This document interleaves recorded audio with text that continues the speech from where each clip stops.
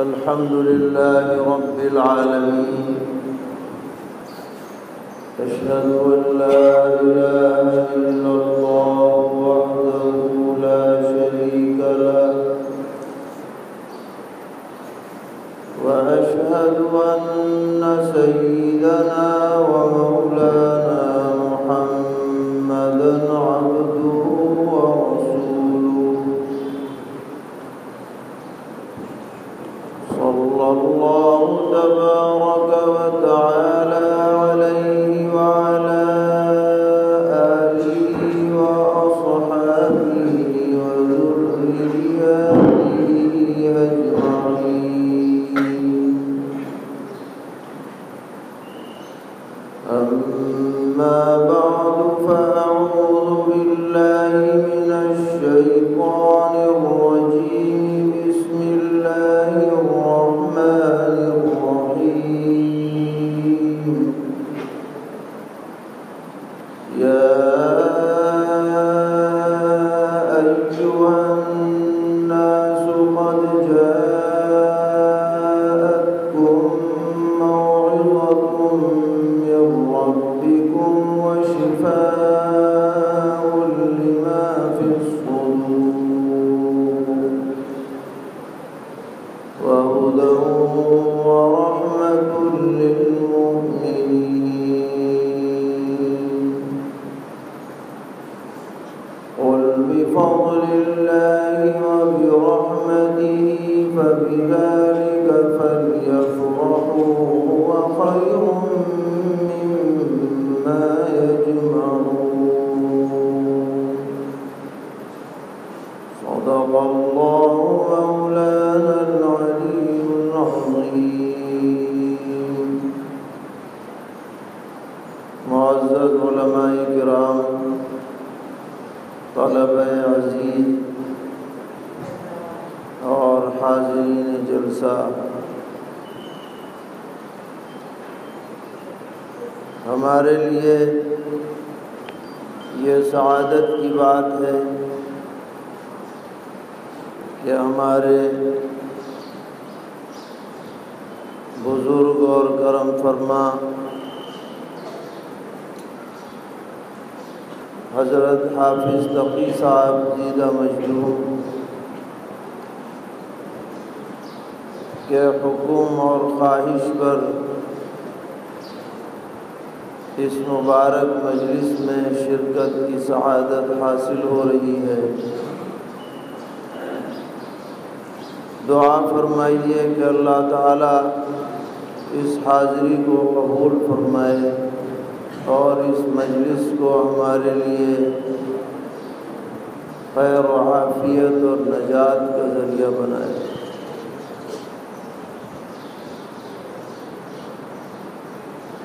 میرے بھائیوں،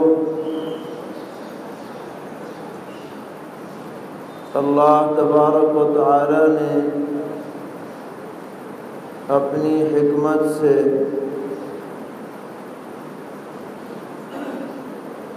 انسانوں کو دنیا میں بھیجا ہے۔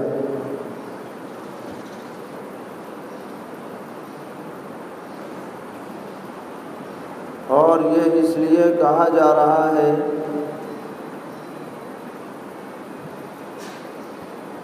کہ ہمارا ایمان اور عقیدہ ہے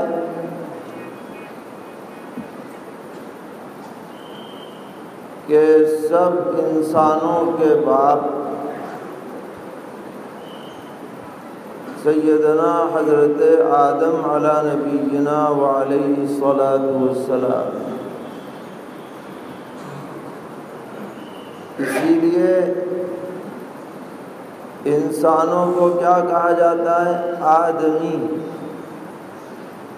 یعنی آدم کی اولاد۔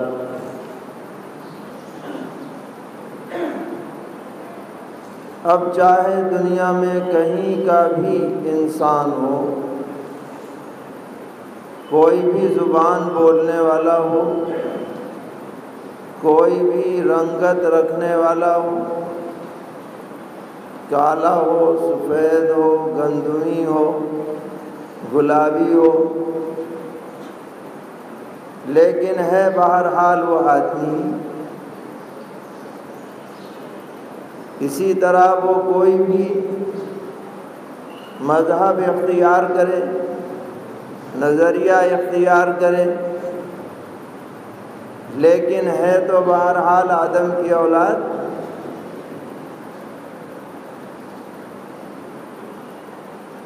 تو جتنے بھی انسان دنیا میں ہیں یا ہوں گے یا ہو چکے، یہ سب ایک باپ کی اولاد ہیں۔ اور ہمارا یہ بھی عقیدہ ہے کہ حضرت آدم علیہ السلام کی جو پیدائش ہوئی وہ اس روئے زمین پہ نہیں ہوئی، بلکہ کہاں ہوئی؟ آسمانوں پر ہوئی۔ بتائیے ہم لوگ یہ عقیدہ رکھتے ہیں یا نہیں رکھتے؟ یہ الگ بات ہے کہ پیدائش میں بڑا عنصر جو شامل تھا وہ مٹی کا تھا، اور وہ مٹی دنیا کی جگہ جگہ سے لی گئی تھی، کہیں کی سفید مٹی تو کہیں کی کالی مٹی تو کہیں کی پیلی مٹی تو کہیں کی گلابی مٹی، اور وہ سب گوندھ کر کے اور پھر آدم علیہ السلام کی پیدائش اس سے کی گئی۔ اور اللہ تعالیٰ نے آدم علیہ السلام کے اندر جان ڈالی،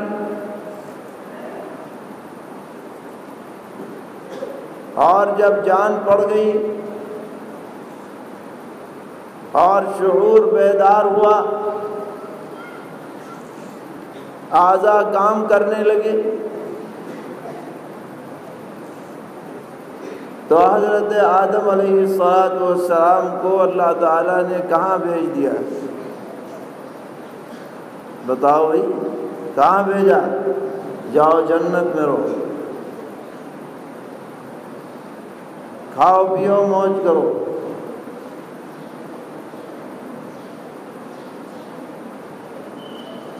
اس سے پتہ چلا کہ جنت کوئی ایسی چیز نہیں ہے کہ بعد میں پیدا کی جائے، بلکہ اہل سنت والجماعت کا عقیدہ ہے کہ جنت آج بھی موجود ہے، پہلے بھی موجود تھی، کل بھی موجود رہے گی،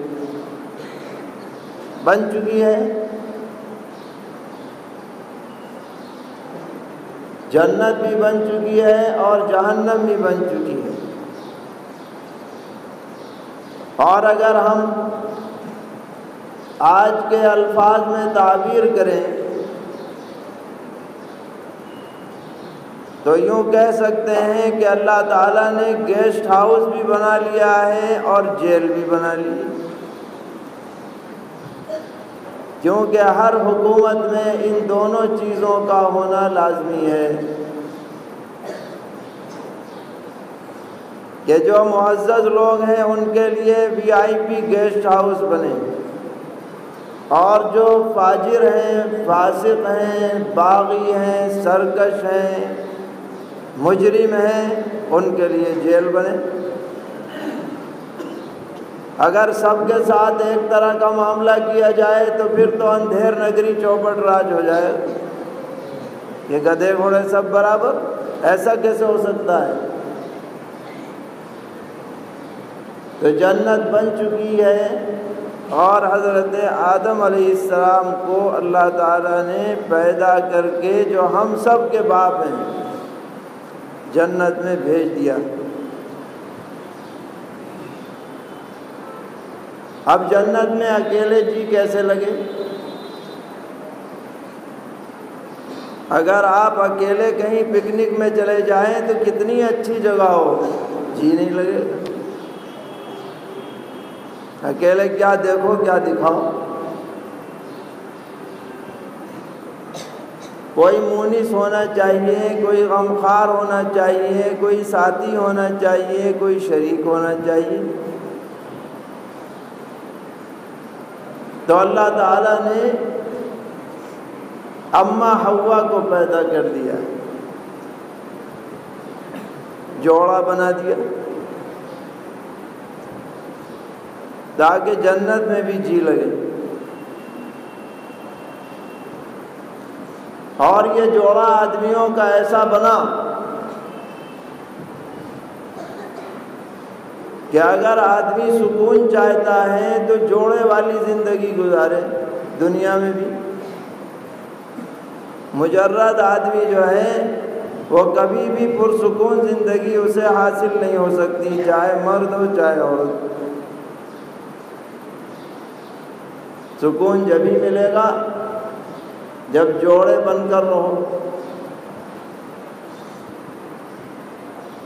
اور اس جوڑے میں اللہ تعالیٰ نے بے مثال رحمت، شفقت، رافت رکھ دی۔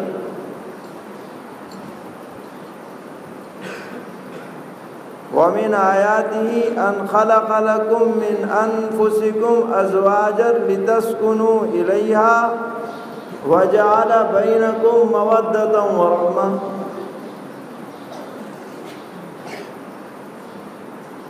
اللہ کی نشانیوں میں سے یہ ہے کہ تمہارے ہی میں سے تمہارے جوڑے بنا دیے تاکہ تم ان کے پاس جا کر سکون حاصل کرو، اور تمہارے اندر محبت بھی رکھ دی، رحمت بھی رکھ دی۔ علماء لکھتے ہیں جوانی میں محبت رہتی ہے، بڑھاپے میں شفقت ہو جاتی ہے۔ تو مثل مشہور ہے ہمارے ہاں کہ بڑھاپے میں بیوی بھی ماں بن جاتی ہے۔ اب یہ بڑی بھی جو ہے بڑے میاں کو دیکھ کے ترس کھا رہی ہیں، اور بڑے میاں جو ہیں بڑی بیوی کو دیکھ کے ترس کھا رہے ہیں۔ رحمت، رافت، شفقت یہ وہیں سے چلی آ رہی ہے، جنت سے۔ یا آدم اسکن انت وزوجک الجنہ، یا آدم تم بھی رہو، تمہاری بیگم بھی رہے جنت میں، خوب کھاؤ پیو موج کرو۔ لیکن آزمائش ہے، یہ جو درخت ہے اس کے قریب نہیں جانا، ورنہ تو معاملہ ہو جائے گا گڑبڑ۔ اب دونوں رہتے رہے، مگر اللہ تعالیٰ کو منظور تھا کہ کوئی ایسا سبب بنے، حکمت خداوندی اس کی متقاضی تھی کہ ان دونوں کو جنت سے نکال کر دنیا میں بھیجنا ہے اور دنیا کو آباد کرنا ہے۔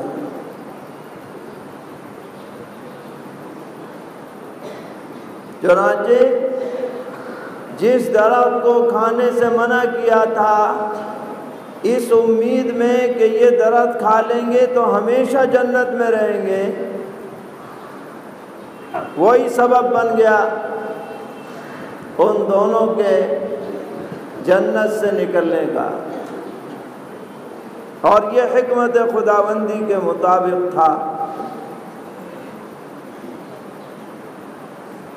صحیح روایت ہے، سرور عالم جناب رسول اللہ صلی اللہ تعالی علیہ وسلم نے فرمایا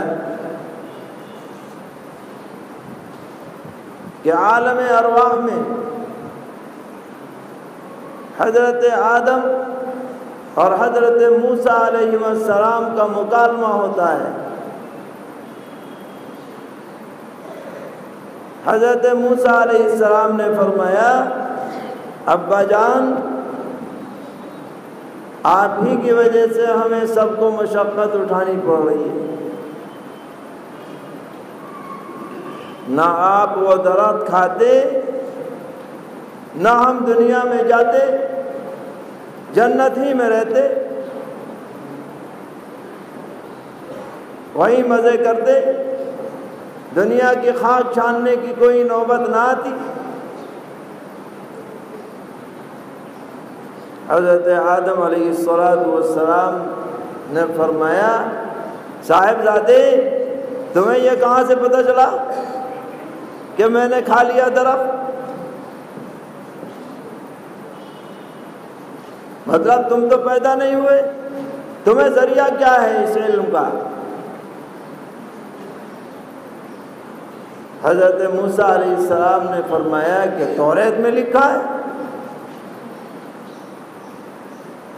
اچھا، توریت میں لکھنے سے پتہ چلا، تو سنو، یہ توریت تو میری پیدائش سے 40 سال پہلے لکھی جا چکی، جس میں میرے درخت کھانے کا ذکر ہے، تو یہ کیسے ہو سکتا تھا کہ میں نہ کھاتا؟ پیغمبر علیہ السلام فرماتے ہیں فحج آدم موسیٰ، حضرت موسیٰ علیہ السلام دلیل کے اعتبار سے غالب آ گئے، موسیٰ علیہ السلام پر جواب نہیں۔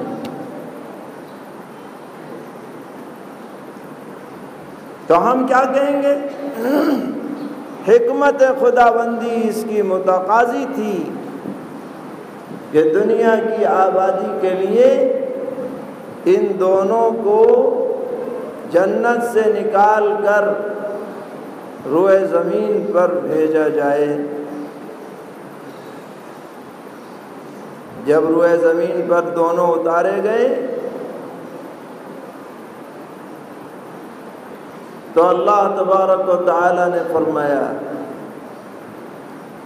جا تو رہے ہو لیکن ایک بات یاد رکھنا اور اپنی نسلوں تک یہ بات پہنچا دینا کہ اب تمہیں اگر دوبارہ یہیں آنا ہے جنت میں، تو اب دنیا میں رہ کر کے ہدایت جو میری طرف سے آئے گی رجسٹرڈ، اس پر عمل کرنا پڑے گا۔ فَإِمَّا يَأْتِيَنَّكُم مِّنِّي هُدًى فَمَن تَبِعَ هُدَايَ فَلَا خَوْفٌ عَلَيْهِمْ وَلَا هُمْ يَحْزَنُونَ۔ میں بھیجوں گا ہدایت، زندگی کیسے گزارنی ہے، کیا تمہارے لیے جائز ہے، کیا ناجائز، کیا صحیح ہے، کیا غلط، کیا کرنا ہے، کیا نہیں کرنا، میں بتاؤں گا تمہیں، اور تم پر حکم میرا چلے گا، کیونکہ میں تمہارا خالق ہوں۔ بھائی یہ کیسے ہو جائے گا؟ پیدا کرے کوئی اور، حکم چلے کسی اور کا، یہ کیوں ہوگا؟ جب پیدا کیا اللہ تعالیٰ نے حضرت آدم علیہ السلام کو، حضرت حوا کو اور ان کی تمام نسلوں کو اور تمام مخلوقات کو، تو حکم دوسرے کا کیوں چلے گا؟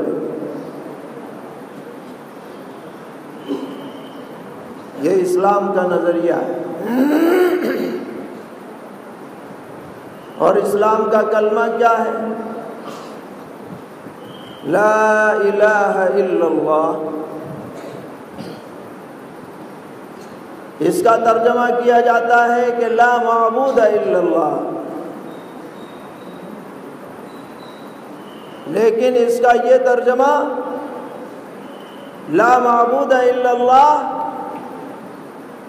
یہ لازمی ترجمہ ہے، اصل ترجمہ یہ ہے لا حاکم الا اللہ، اللہ کے علاوہ کوئی حاکم نہیں ہے، ان الحکم الا للہ۔ اب کیسے تمہیں زندگی گزارنی ہے تمام انسانوں کے لیے یہ بات فرما دی گئی، میری ہدایت پر اگر عمل کرو گے فلا خوف علیہم ولا هم یحزنون، تم پھر جنت میں چلے جاؤ۔ یہ جو لا خوف علیہم ولا هم یحزنون کی جو بات ہے، یہ حقیقت میں سوائے جنت کے کہیں پائی نہیں جاتی۔ نہ ڈر ہے نہ غم ہے۔ دنیا میں کوئی آدمی کسی بھی رتبے پر پہنچ جائے اور کتنے ہی آلات اور اسباب اختیار کر لے، مگر اسے ڈر بھی ہے غم بھی ہے۔ کوئی آدمی یہ دعویٰ نہیں کر سکتا کہ نہ مجھے ڈر ہے نہ غم، اور اگر دعویٰ کرے تو جھوٹ ہے۔ حکومت کا ڈر ہے، بچوں کا ڈر ہے، بیگم کا ڈر ہے، پڑوسی کا ڈر ہے، سانپ بچھو کا ڈر ہے، شیر چیتے کا ڈر ہے۔ دنیا میں ایک ڈر تھوڑی ہے، سینکڑوں ڈر ہے۔ غموں کی تو کوئی انتہا نہیں۔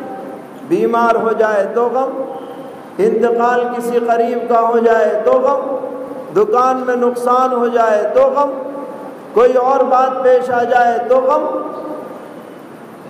تو یہ جو زندگی ہے، نہ ڈر نہ غم، سوائے جنت کے کہیں نہیں۔ وہاں نہ ڈر ہے نہ غم۔ لوٹنا اگر جنت میں چاہتے ہو تو اللہ کی ہدایتوں پر عمل کرنا پڑے گا۔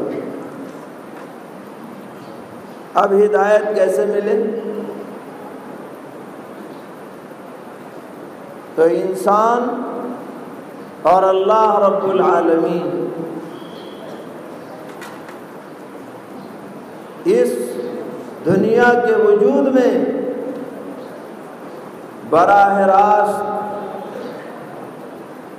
اپنی آنکھوں سے دیکھ کر یا کانوں سے سن کر اللہ تعالیٰ سے ہدایتیں ہر ایک آدمی نہیں لے سکتا۔ کیا ہم میں سے کوئی آدمی یہ چاہے کہ چلو اللہ میاں سے ملنے جا رہے ہیں، ذرا پوچھیں گے کیا کرنا ہے؟ تو یہاں پر کسی میں یہ طاقت نہیں۔ ہاں، اللہ تعالیٰ نے انہی انسانوں میں سے کچھ بندے منتخب کیے جن کو ہم رسول کہتے ہیں، نبی کہتے ہیں، یا دودت کہتے ہیں ہندی کے اندر، کہ یہ قاصد ہیں، اللہ کا پیغام ہم تک پہنچانے والے ہیں۔ ان کے ذریعے سے اللہ تعالیٰ انسانوں کو ہدایتیں دیتے چلے آئے ہیں۔ بعض ایسے پیغمبر آئے جنہوں نے خالی زبانی ہدایتیں دی، اور بعض ایسے بھی آئے کہ اللہ تعالیٰ نے انہیں کتابیں عطا فرمائیں، صحیفے عطا فرمائے، اور سب سے آخر میں خاتم النبیین، سید الاولین والآخرین، حضرت محمد مصطفیٰ صلی اللہ تعالی علیہ وسلم تشریف لائے، اور آپ نے زبانی طور پر بھی انسانوں کو تعلیمات دی، اور اللہ تعالیٰ نے آپ پر اپنی آخری کتاب بھی نازل فرمائی جس کو قرآن کریم کہا جاتا ہے۔ یہ آخری کتاب مستند کتاب ہے، مستحکم کتاب ہے۔ آج یہ جو بچے یہاں پر قرآن ختم کر رہے ہیں، ان سے لے کر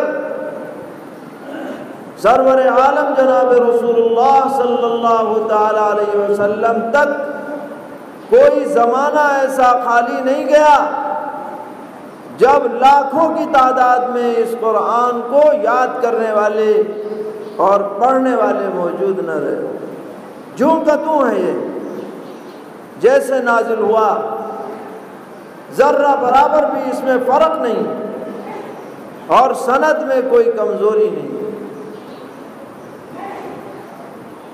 کسی بھی کتاب کے بارے میں قرآن پاک کے علاوہ یہ دعویٰ ہرگز نہیں کیا جا سکتا کہ یہ واقعی اللہ کی کتاب ہے۔ یہ آخری پیغام، اور یہ وہ پیغام ہے جو بالکل ڈائریکٹ جنت تک پہنچاتا ہے۔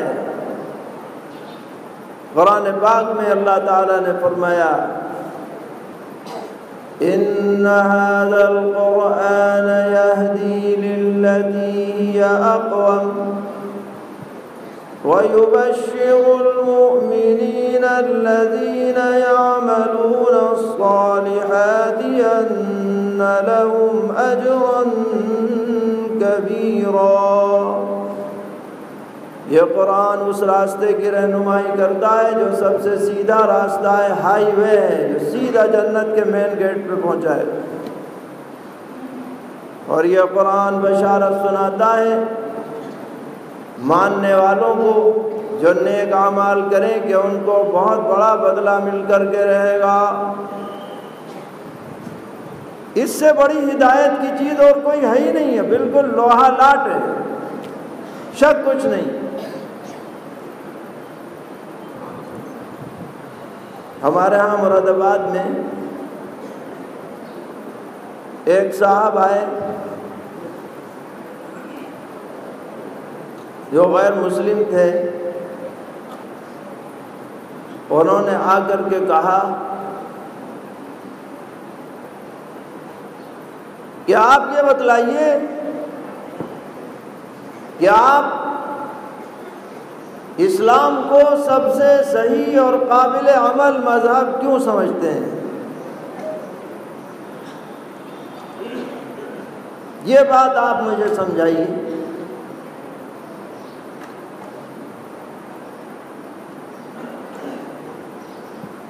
تو میں نے کہا کہ ہو سکتا ہے آپ کی فکر، آپ کا نظریہ کچھ اور ہو، لیکن ہم مسلمانوں کا جو نظریہ ہے وہ ہم آپ کو بتلا دینا چاہتے ہیں،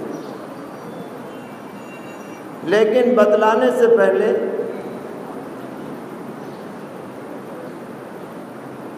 ایک سوال کا آپ جواب دیں کہ پوچھیے۔ ہم نے کہا کہ یہ بتائیے کہ اس ملک میں سب سے بڑا انتظامی عہدہ کیا ہے؟ کہ پرائم منسٹر، پی ایم، کہ پی ایم جو ہے وہ آرڈر جاری کرے ڈی ایم کو، تو اسے ماننا ضروری ہوتا ہے کہ نہیں؟ کہ جی ہوتا ہے۔ میں نے کہا کہ وہ آرڈر جاری کرتا ہے، مہینے کی 10 تاریخ کو ایک آرڈر آیا، مہینے کی 15 تاریخ کو دوسرا آرڈر آیا، مہینے کی 20 تاریخ کو تیسرا آرڈر آیا، اور تینوں آرڈروں میں کچھ فرق ہے۔ تو آپ یہ بتلائیے کہ ڈی ایم کو کون سے آرڈر کی تعمیل کرنی ہوگی، 10 والے کی یا 20 والے کی؟ سوچنے لگا، میں نے کہا بتاؤ، سوچ کے بتاؤ، ڈی ایم قانونی اعتبار سے ان تینوں آرڈروں میں کون سے آرڈر کو اپنانے کا پابند ہے؟ کہنے لگا صاحب 20 والا مانا جائے گا۔ کون سا؟ 20 والا۔ بھائی کیوں؟ کہ یہ آخری ہے، آخری نے آ کر پہلے آرڈروں کو منسوخ کر دیا، اب یہ آرڈر چلنے والا ہے۔ کئی مرتبہ میں نے اس سے یہ بات کہلوائی۔ ہم نے کہا جیسے یہ ترتیب ہے اسی طرح اللہ تعالیٰ نے انسانوں کو جو احکامات دیے، ایک فلاں زمانے میں، ایک فلاں زمانے میں، ایک فلاں زمانے میں، تو بتاؤ کون سا حکم قابل عمل ہے؟ جو سب سے اقرب ہو، سب سے قریبی ہو، وہی تو اسلام ہے، وہ قرآن مقدس ہے، جس کے اقرب ہونے میں بھی کوئی شک نہیں ہے تمام آسمانی مذاہب میں، اور جس کے مستند ہونے میں بھی کوئی شک نہیں ہے۔ یہ نہیں کہ کوئی بھی کھڑا ہو جائے کہ مجھے اللہ نے بھیجا ہے، ایسے بات نہیں چلتی۔ یہ قرآن پاک تمام عالم کی ہدایت کے لیے آیا ہے۔ ہم نہیں کہہ رہے ہیں، بلکہ خود وہ رب العالمین فرما رہا ہے جس نے یہ قرآن نازل کیا۔ چنانچہ آیت پڑھی گئی آپ کے سامنے، فرمایا یا ایھا الناس، اے لوگو۔ ایمان والوں سے خالی خطاب نہیں ہے، یہاں پر الذین آمنوا نہیں کہا جا رہا، صرف عرب کو خطاب نہیں کیا جا رہا، صرف مکے والوں کو خطاب نہیں کیا جا رہا، یا ایھا الناس، تمام انسانوں سے خطاب ہے۔ یا قد جاءتکم موعظۃ من ربکم، تمہارے پاس تمہارے رب کی طرف سے نصیحت آ چکی ہے، ہدایت آ چکی ہے۔ وَشِفَاءٌ لِمَا فِي الصُّدُورِ، دلوں کے اندر جو کھوٹ ہے، جو روگ ہے، جو بیماری ہے، اس کی شفا آ چکی ہے۔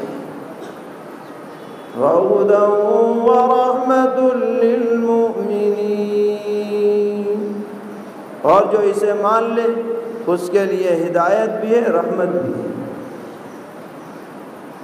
قُلْ بِفَضْلِ اللَّهِ وَبِرَحْمَتِهِ فَبِذَلِكَ فَلْيَفْرَحُوا، اے پیغمبر آپ یہ اعلان کر دیجئے کہ اس اللہ کے فضل اور اس رحمت پر خوش ہونا ہو تو خوش ہو، یعنی یہ ہے خوشی کی بات، جسے یہ ملے، جو اس پہ عمل کرے، جو اس کا حافظ بن جائے، جو اس کا عالم بن جائے، جو اس کا پڑھنے والا بن جائے، جو اس کا جاننے والا بن جائے، جو اس کو سینے سے لگا لے، خوشی ہو تو اس کی ہو۔ وَبِذَلِكَ فَلْيَفْرَحُوا هُوَ خَيْرٌ مِّمَّا يَجْمَعُونَ، یہ قرآن، یہ اللہ کی کتاب، یہ ہدایت ان تمام چیزوں سے بڑھ کر ہے، بہتر ہے، افضل ہے، شاندار ہے، جن کو تم جمع کرتے ہو۔ یہ مال و دولت، یہ سونا چاندی، یہ جائیداد، یہ کاروبار، یہ صنعت، یہ حرفت، یہ تمام چیزیں یہی چھوڑ کر چلے جاؤ گے، قرآن اگر ہاتھ میں ہے تو یہاں بھی کامیاب، وہاں بھی کامیاب۔ تو جن بچوں نے قرآن پڑھا اور انہوں نے حفظ کی سعادت حاصل کی، وہ بڑے خوش نصیب، ان کا دل بڑا بابرکت ہے، جس دل میں اللہ نے اپنی کتاب محفوظ کر دی۔ ان کے والدین بڑے خوش نصیب ہیں، جن اساتذہ نے پڑھایا ان کے لیے یہ بچے صدقہ جاریہ ہیں۔ قرآن کو پڑھیں، پڑھتے رہیں، پڑھتے رہیں، مسلسل پڑھیں، اس کی ہدایت پر عمل کریں۔ میں خصوصاً حفاظ کرام سے کہتا ہوں کہ خالی رمضانی حافظ بن کے نہ رہو کہ بس رمضان آیا تو پڑھ لیا، کہ ہم تو حافظ ہیں، ہمیں روز پڑھنے کی کیا ضرورت، اور ناظرہ خواہ زیادہ پڑھ لے۔ نہیں، اوروں سے زیادہ قرآن پڑھیے، چلتے پھرتے پڑھیے، اٹھتے بیٹھتے پڑھیے، سفر میں پڑھیے، حضر میں پڑھیے، قرآن کو اپنے رگ و پے میں بسا لیجئے، قرآن کی حلاوت اور مٹھاس محسوس کیجئے، تو انشاءاللہ آپ کی زندگی پر نور اور بابرکت ہو جائے گی۔ اللہ تعالیٰ سب کو توفیق عطا فرمائے، اس مدرسے کو بھی ہر طرح کی خیر برکت ترقیات سے مالا مال کرے، تمام عالم میں جہاں جہاں بھی دین کی محنتیں ہو رہی ہیں سب کو قبول فرمائے۔ وآخر دعوانا الحمد للہ رب العالمین۔